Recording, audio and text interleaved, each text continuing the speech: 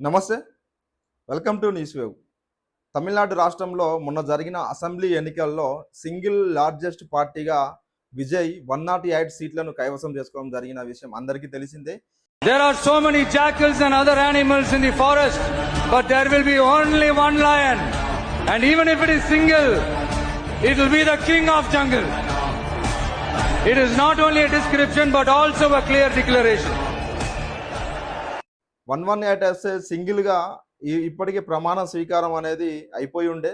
కానీ 118 సీట్స్ రాకపోవడం వల్ల ఏ పార్టీలు మద్దతు ఇస్తున్నాయనే అంశంపై ఇన్ని రోజులు కొనసాగుతున్న ఉత్కంఠత మరి ఈరోజు ఆ ఉత్కంఠకు కూడా తెరదించుతూ డిఎంకే స్టాలిన్ గారు ఏ పార్టీతో కలిసే అవసరం లేదు, ఆలోచన కూడా లేదు, మేము విజయ్ ప్రమాణ స్వీకారానికి ప్రభుత్వానికి మేము ఆమోదిస్తున్నాము.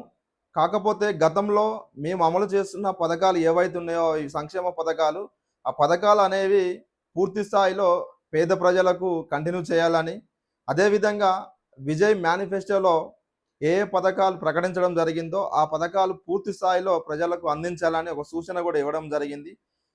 అదే కానీ వేరే పార్టీతో పొత్తు పెట్టుకోవడం కానీ ప్రభుత్వాన్ని ఏర్పాటు చేయడం కానీ మేము ఎలాంటి పాత్ర చూపించట్లేము. విజయ్ ప్రభుత్వం ఏర్పాటు చేసుకోవాలి, అదేవిధంగా మేనిఫెస్టోలో పెట్టిన అన్ని సంక్షేమ పథకాలు పూర్తి స్థాయిలో ప్రజలకు అందజేయాలి. 6 నెలల గడువు కూడా ఇవ్వడం జరిగింది. ఈ 6 నెలల గడువులలో పాలన ఎలా ఉంటుంది, ఏం చేస్తాడు అనేది మేము గమనిస్తాము. పాలన సరిగ్గా లేకుంటే మేము అప్పుడు పోరాటం చేస్తామని ఆయన ప్రకటనతో ఈరోజు ఈ ఉత్కంఠానికి తెరదించుతూ ఈరోజు మరి విజయ్ గవర్నర్ని కలిసి ప్రమాణ స్వీకారం కూడా ఈరోజు జరిగే అవకాశం ఉంది.